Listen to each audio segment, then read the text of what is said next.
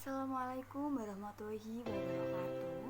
Perkenalkan, nama saya Nufasti Anggraini, NIM 19040564100 Sosiologi 2019. Di sini saya akan sedikit membahas tentang masyarakat resiko dari Ulrich Beck. Sebelum saya membahas tentang masyarakat risiko atau the society, saya akan memaparkan biografi dari Ulrich Beck terlebih dahulu. Biografi dari Ulrich Beck. Ulrich Beck lahir di kota Pomeranian Stop, Jerman pada tahun 1944. Pada tahun 1966, Ulrich Beck mulai mengambil studi dengan fokus hukum. Kemudian, pada tahun 1966, Ulrich Beck juga mulai berfokus atau mengambil studi yaitu di bidang sosiologi, psikologi, dan ilmu politik. Kemudian terdapat juga yaitu filsafat di University of Munich. Pada tahun 1972, Ulrich Beck bekerja di Munich sebagai sosiolog. Pada tahun 1995 sampai tahun 1997, Ulrich Beck menjadi anggota komisi di negara Bavaria and Sachsen untuk pertanyaan mengenai masa depan. Pada tahun 1999, Ulrich Beck menjadi pembicara program riset di FG tentang modernitas refleksif Dewan Eksekutif Masyarakat Jerman untuk Sosiologi. Ulrich Beck menikah dengan ilmuwan sosial Elisabeth Beck-Gersen. Ulrich Beck meninggal pada 1 Januari 2015 di usianya yang ke-70 tahun. Baik, setelah saya menjelaskan atau memaparkan biografi dari Ulrich Beck, saya akan langsung membahas masyarakat risiko atau risk society. Masyarakat risiko atau risk society merupakan istilah dari sosiolog Jerman yaitu Ulrich Beck. Dalam istilah tersebut dapat dilihat dari masyarakat industri. Mengapa dapat dilihat dari masyarakat industri? Karena masyarakat industri memiliki banyak risiko dalam dunia industri.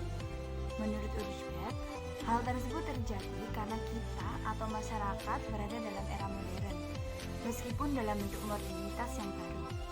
Terdapat perbedaan yang terletak pada tahap klasik, yang mana modernitas yang sebelumnya berkaitan dengan masyarakat industri, sedangkan modernitas yang baru berkaitan atau berhubungan dengan masyarakat resiko.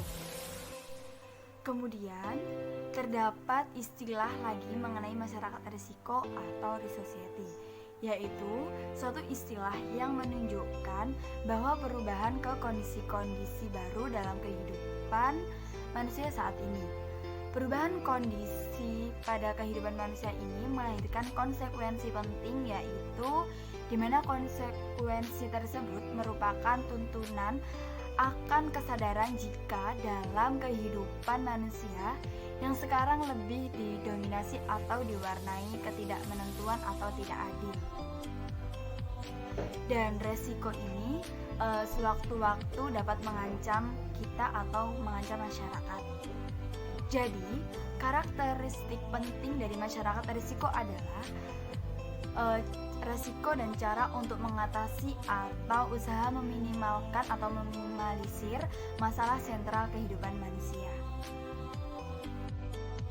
Kemudian, dalam teori Beck melihat suatu keputusan di dalam modernitas dan suatu transisi dari masyarakat industri klasik ke masyarakat risiko yang tetap memiliki banyak karakteristik masyarakat meskipun berbeda dari sebelumnya. Isu sentral yang terdapat dalam modernitas klasik merupakan kekayaan dan bagaimana ini dapat didistribusikan dengan lebih adil atau adil.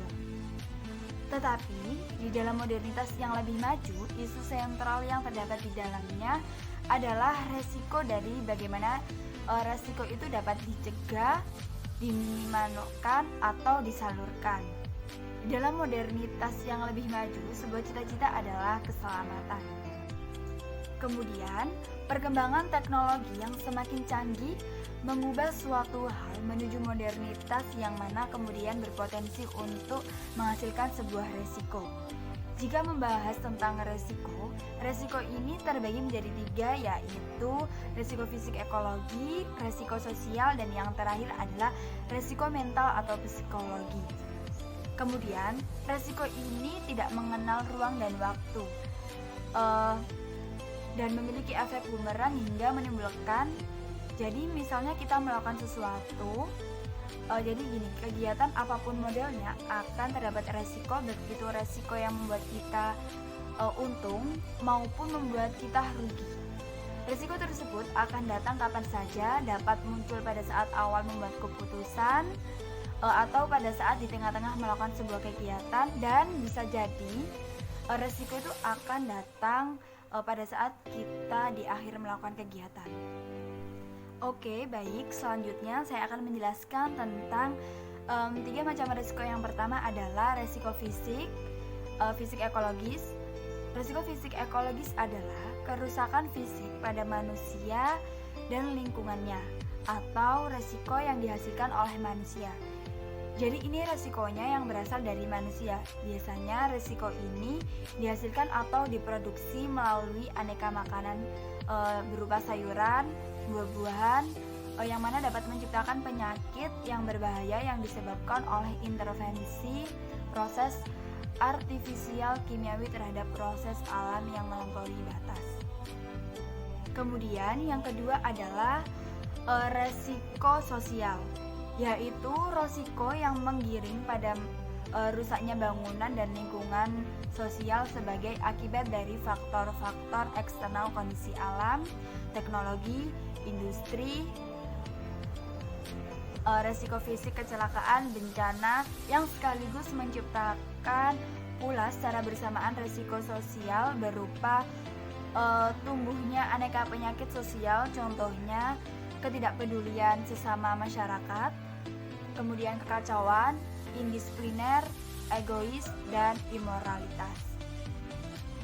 Dan yang terakhir adalah risiko mental, merupakan risiko yang mengakibatkan hancurnya bangunan psikis, semacam perkembangan aneka bentuk abnormalitas, penyimpangan atau kerusakan psikis lainnya, baik itu yang disebabkan dari faktor eksternal maupun internal.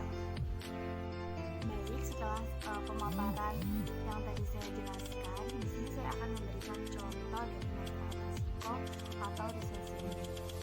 Mengenai adanya pabrik atau industri yang berdiri di suatu desa, risiko yang dibuat akan kembali pada desa itu sendiri.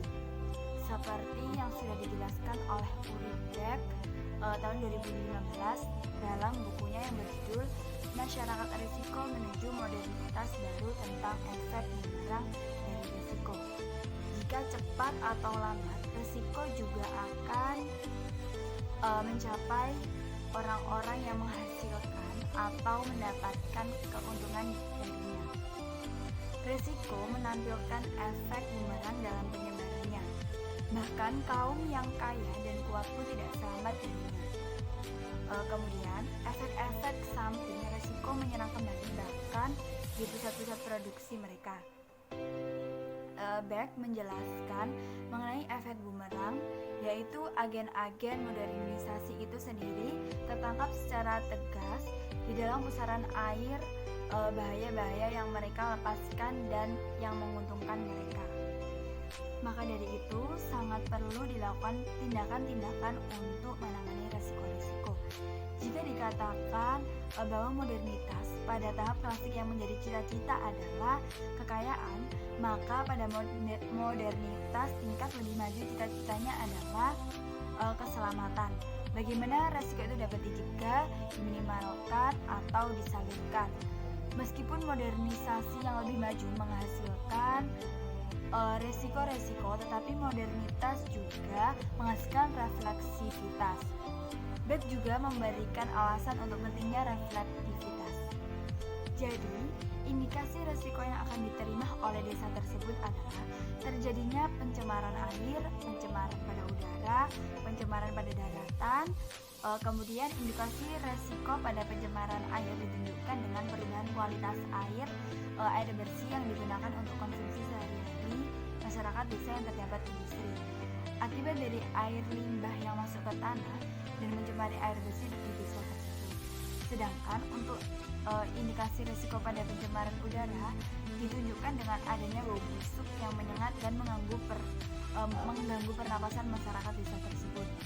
Kemudian, indikasi risiko pada pencemaran daratan adalah terganggunya kesuburan tanah hingga pencemaran hingga berimbas pada kualitas hasil panen sawah yang tidak sesuai sebagaimana mestinya.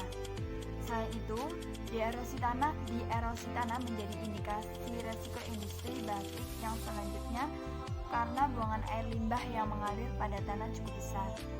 Risiko sosial dapat dilihat dari mulai kurangnya interaksi yang terjalin antara pengusaha atau pengrajin batik dengan masyarakat desa tersebut dalam hal pengelolaan lingkungan. Jadi kayak mereka itu udah nggak memperdulikan banget. Misal ada masyarakat yang demo pun paling-paling diberikan janji-janji atau berupa uang yang ditulis seperti itu. Sekian pemaparan materi dari saya mengenai teori kritis dari Ulrich Beck dengan konsep risk society atau masyarakat resiko. Kurang lebihnya saya mohon maaf. Wassalamualaikum warahmatullahi wabarakatuh.